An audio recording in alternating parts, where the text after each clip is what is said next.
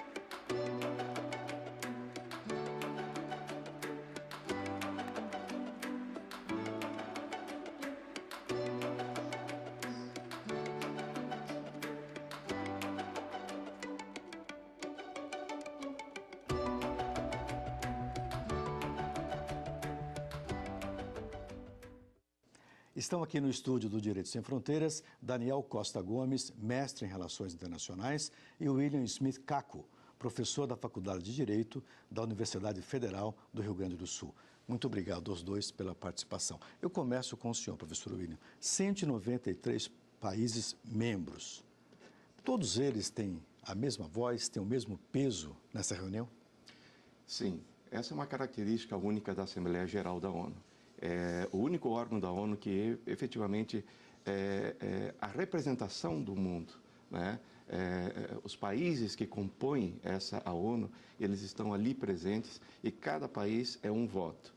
Então, se nós formos verificar os outros órgãos importantes da ONU, né, como o Conselho de Segurança ou o Conselho mesmo Econômico e Social, essa característica não vai estar presente. Então, ali, efetivamente, é uma grande assembleia, é um espaço de democracia verdadeiro do mundo internacional. Centenas de acordos foram firmados, nós vimos aqui no vídeo, e esses acordos, desde a criação da ONU em 1945, como seria o mundo sem a ONU?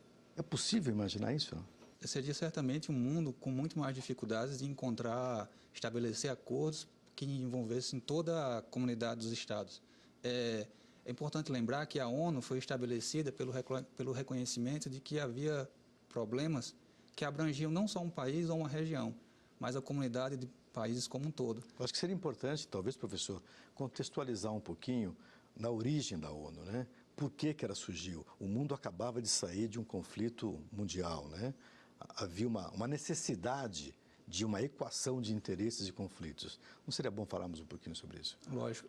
No próprio preâmbulo da Carta da ONU, se reconhece que a geração que estabeleceu a Organização das Nações Unidas havia sido, em pouco tempo, submetida ao flagelo de 2 guerras mundiais. Contra isso foi instituída a Organização das Nações Unidas. Havia uma crença, uma teoria de que o diálogo entre os países, ou maior representatividade, menos nacionalismo, poderia ser um instrumento para evitar que novas guerras se seguissem. Poderia ser possível a existência do mundo sem a ONU? A ONU, ela nasce em 1945, mas ela é uma segunda tentativa de estabelecer um grande espaço de multilateralismo na esfera internacional. A antiga Sociedade das Nações, que vigorou entre a Primeira e a Segunda Guerra Mundial, foi uma tentativa da sociedade internacional construir uma forma de diálogo, cooperação, que escapasse da possibilidade de se realizar aquilo que ocorreu na Primeira Guerra Mundial. Entretanto, o formato institucional da Sociedade das Nações não possibilitou, né, houve também outras questões, mas não possibilitou que ocorresse a Segunda Guerra Mundial. Então, aí veio a ONU, com esse formato atual. E aí sim, dentro desse formato de 1945 e de um mundo que saía da Segunda Guerra Mundial e entrava naquele conflito leste-oeste, Guerra Fria. E a Guerra Fria, a ONU ela cumpriu e tem cumprido um papel muito importante, especialmente na paz e na segurança internacionais, mas também cooperações em diversos outros campos. Eu provoco o senhor agora com uma outra pergunta. O desenho da ONU, a sede da ONU é nos Estados Unidos, em Nova York. Os Estados Unidos é um dos maiores financiadores da ONU, se não o maior financiador. E eu pergunto, esse desenho já não favorece o poder desses países mais ricos? A ONU, quando ela foi criada, dentro da própria Carta das Nações Unidas, ela, através da distribuição das competências dos conselhos e mesmo da Assembleia Geral, ela foi projetada para não ocorrer essa excessiva concentração de poder, né? Nós vamos verificar que hoje a ONU está passando por um processo de discussão em relação à sua reformulação, em função justamente de que, a partir, especialmente de 1989 para cá, com o fim da Guerra Fria, novos problemas têm ocorrido no mundo e a ONU ela está buscando, né, um novo formato, ou se pensa no novo formato para dar conta dessas novas necessidades. Mas, de qualquer forma, a ONU, ela, a forma como ela foi construída, ela não para concentrar excessivamente o poder em alguns estados. Claro que existe toda uma discussão... Ou não deveria concentrar. É uma discussão em torno do Conselho de Segurança. Mas só um detalhe em relação ao Conselho de Segurança: o formato do que seria o equivalente ao Conselho de Segurança e à Assembleia Geral nas Sociedades das Nações não deu certo, porque havia uma sobreposição de muitas competências e poderes, e isso não possibilitou o impedimento da Segunda Guerra Mundial. Por isso que, no final da Segunda Guerra Mundial, eles criaram um Conselho de Segurança com esses 5 estados com grande força dentro do Conselho. Esse ano, por exemplo, quais foram os temas que foram mais debatidos e os mais importantes, professor William? Olha, são muitos temas que são colocados, né, e o próprio vídeo apresentado, ele trouxe alguns desses temas. Mas, sem dúvida nenhuma, esse tratado que foi assinado no âmbito da Assembleia Geral, Tratado de Não Proliferação de Armas Nucleares, é algo significativo e acredito que ele venha contribuir a ajudar a pensar melhor o futuro, né, do armamento nuclear em nosso planeta. Agora, essa decisão, ela acontece exatamente no momento em que nós temos aí um recrudescimento nas relações entre Estados Unidos e Coreia do Norte, Estados Unidos e Irã. Como é que o senhor vê essa situação, essa decisão da ONU nesse momento? É possível frear esses ânimos? É o que se deseja, sabendo e reconhecendo que só há a solução pela diplomacia. Inclusive, os próprios países envolvidos, tanto o Irã, quanto a Coreia do Norte, quanto os Estados Unidos, reconhecem que só há esse caminho. Apesar do presidente Trump falar que há a possibilidade de implementar uma guerra, o próprio secretário de Estado e o próprio secretário de Defesa dos Estados Unidos já afirmaram que a via certa para a solução desse conflito é pelo meio da diplomacia. É possível que uma frase dura de um Donald Trump possa destruir todo o esforço diplomático? Não, não é possível. É preciso entender que o Estado, o funcionamento interno do Estado, o chefe de Estado é importante, é um órgão, mas existem muitos outros diferentes órgãos. E a decisão de um Estado em relação a uma matéria tão grave como a questão da guerra não é única e exclusivamente nas sociedades democráticas decisão de um só órgão, né? Então, não acredito, é uma frase de efeito, mas não acredito que ela vai ter essa projeção como foi desenhado no discurso. Eu concordo que a diplomacia vai atuar bastante nesse caso. Porque dizem que a guerra seria a última etapa depois da falência da diplomacia. Quer dizer, o senhor acredita que a diplomacia vai se estender, então, para evitar um conflito maior? Exato. E, inclusive, há quem argumente de que, mesmo essa retórica inflamada e pouco recomendável, é um instrumento a favor dessa diplomacia, uma forma de barganha. Os países estão tentando pressionar o máximo que podem para tentar beneficiar-se da melhor maneira. Interessante. Concorda com isso, professor? Sim, inclusive a Carta da ONU, ela veda, né, o uso da força nas relações internacionais, a não ser em legítima defesa, né? Então... Perdão, sobre isso tem até uma coisa curiosa. Todo armamento é batizado de armamento de defesa. Ninguém tem canhão para atacar, é só para se defender.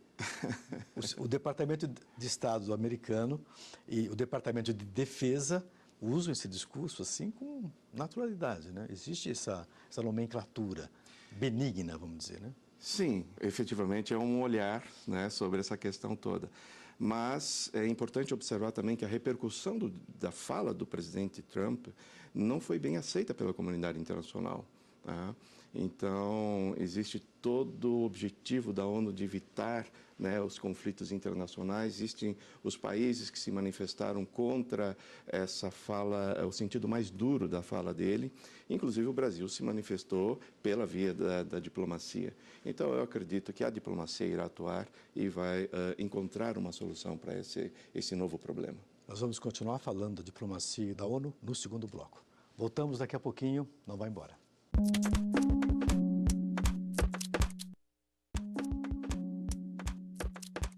Olá, estamos de volta com o Direito Sem Fronteiras. Hoje falamos sobre a Assembleia Anual da ONU.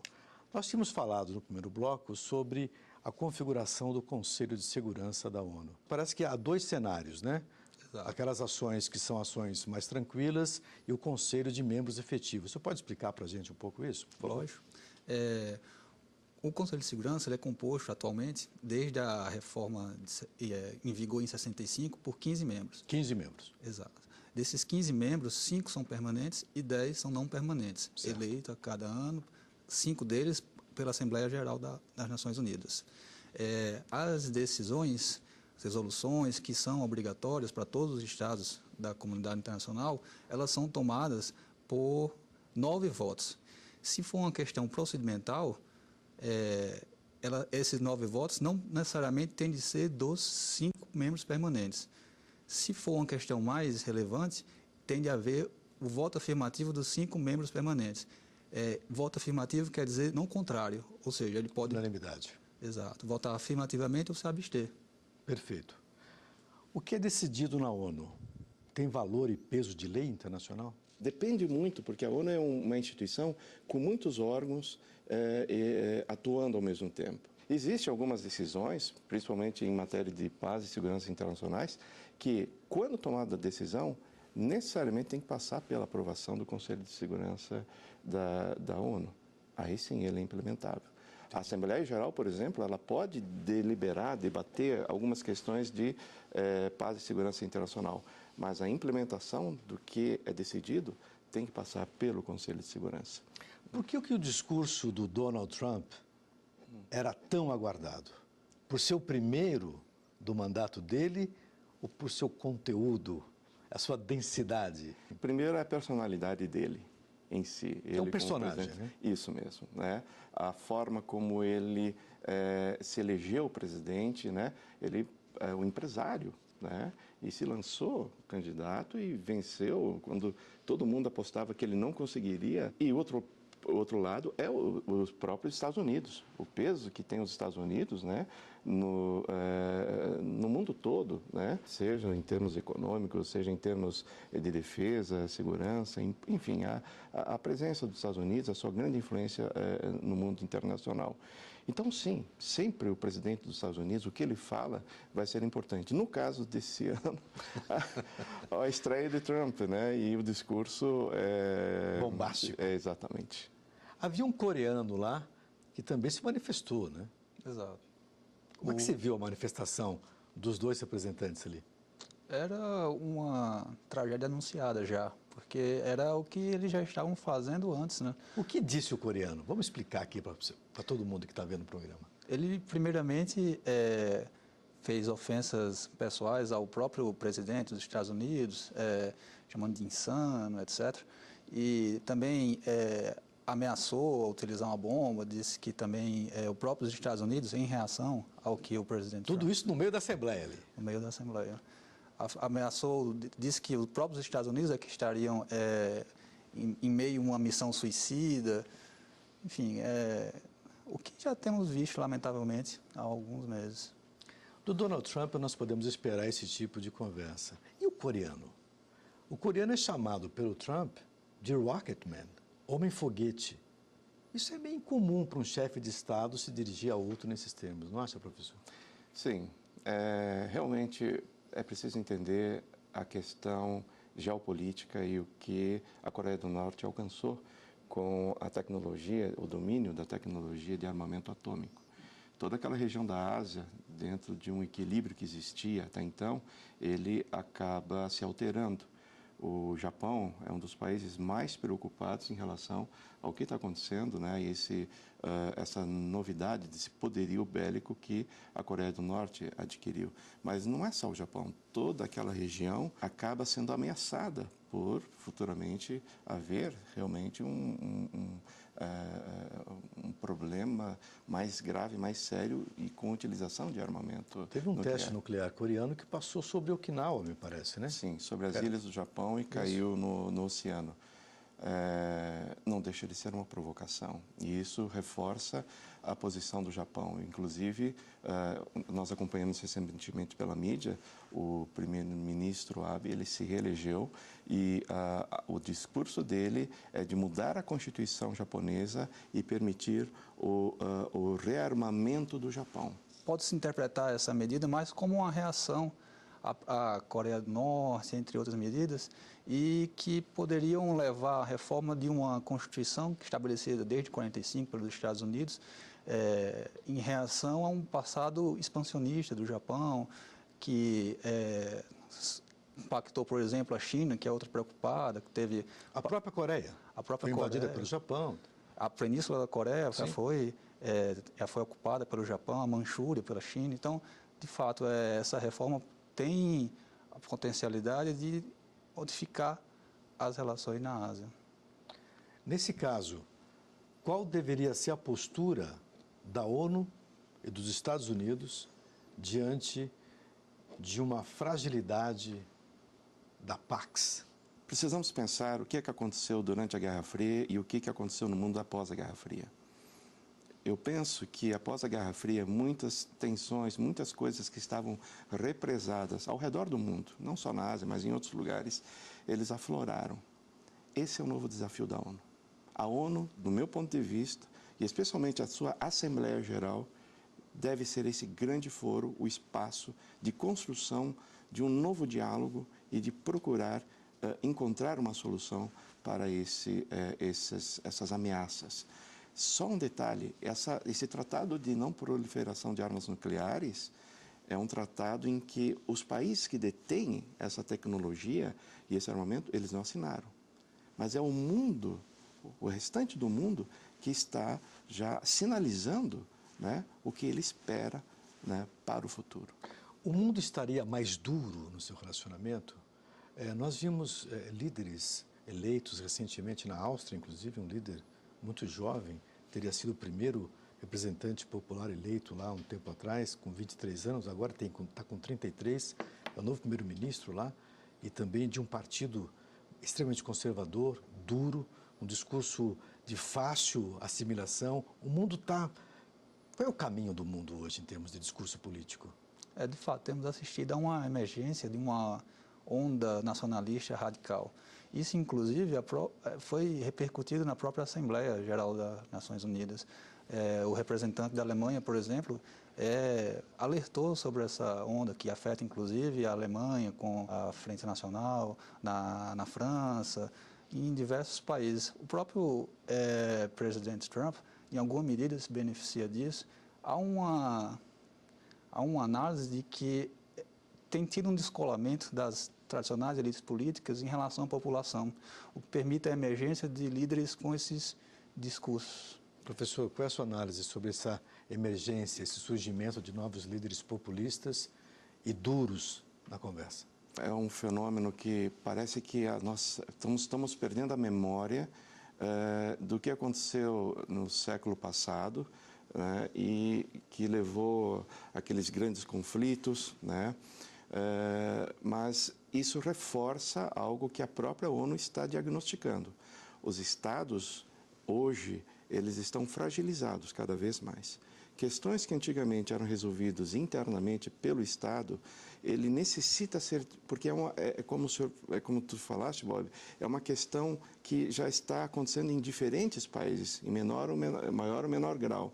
Então, a própria ONU pode ser esse espaço de discussão desses problemas todos e encontrar uma solução. A situação da Alemanha, por exemplo, me chamou a atenção nesse surgimento dessas novas forças mais extremistas, vamos dizer assim. Pela primeira vez, foi eleito lá um grupo ligado ao partido de extrema-direita. Na França não é diferente, né? Então, é uma situação na Europa realmente complicada, mas não só na Europa. Aí é que entra esse cenário um pouco explosivo, né? Contido, porém, com uma ameaça de explosão, né? Exato. E na Alemanha, por exemplo, foi... apesar da primeira-ministra Angela Merkel ter ganho, mas foi uma vitória parcial. A mídia, no caso da Alemanha, valorizou muito mais o surgimento desse grupo de ultradireita que a própria vitória da Angela Merkel, né? Exatamente. Pelo seu inusitado, né? Exatamente. Num país que foi, mais que nenhum outro, talvez, sofreu as consequências de um discurso radical de direita. E o curioso é que o próprio alemão médio, ele tem essa culpa, né, em relação ao que aconteceu com o nazismo, a Segunda Guerra Mundial, os efeitos, a tragédia que isso provocou, e mesmo assim esse grupo continua ganhando força. Vamos falar de novo aqui sobre o Conselho de Segurança da ONU, né? Há chance de ampliarmos esse conselho num momento em que o mundo caminha para mais ameaças? Não seria ideal que esse conselho tivesse um pouco mais de membros para poder equilibrar um pouco as forças, professor? Esse foi um dos temas e tem sido um dos temas discutidos ano a ano, né? O que ocorre é que isso está dentro de um grande, vamos dizer assim, pacote de reformas da ONU. Sim. E o Conselho de Segurança é o ponto delicado dentro desse processo de reforma. E existem propostas diferentes, geralmente voltadas para permitir que as decisões sejam tomadas por maioria qualificada, não permitindo mais a continuidade desses membros permanentes, né, com o poder que eles têm hoje. Ampliação, sim, do número de estados que vão fazer parte do Conselho, então, portanto, do Conselho de Segurança, né? É um processo lento, é o que está acontecendo, um processo lento, mas me parece que, acompanhando as discussões que começam na década de 90 e se acentuaram a partir do novo milênio, a partir do ano 2000, né? E a forma como a ONU realmente está mantendo o mandato, as discussões sobre esse tema... Caminhamos para isso. Caminhamos, eu acredito que a ONU caminha para esse formato mais democrático, inclusive no Conselho de Segurança. Curioso, Bob, é que o Brasil, no momento, quando estava sendo concebido o Conselho de Segurança e a própria ONU, foi cortejado, foi vislumbrada a possibilidade dele ingressar. O presidente Roosevelt, em 1944, quando se desenhou o formato atual do Conselho de Segurança, apresentou o nome, foi vetado pelo Stalin e pelo Churchill. E outra observação em relação a isso é que o número de membros do Conselho de Segurança já se aumentou. Em 1945, havia 51 membros na ONU e 11 membros no Conselho de Segurança. Em 63, quando houve a ampliação, já havia 113 membros na ONU e aumentou para 15 o número de conselhos. Hoje, temos 193 países na ONU, o que revela um descompasso. O percentual caiu muito. Exatamente. Perfeito. Infelizmente, chegamos ao final do nosso programa. Eu agradeço a presença de vocês. Foi muito interessante discutirmos esses assuntos. Obrigado a você também que nos acompanhou. E se quiser rever nosso programa, acesse tvjustiça.jus.br. Você também pode entrar em contato com a gente pelo e-mail direitosemfronteiras@stf.jus.br. Até a próxima.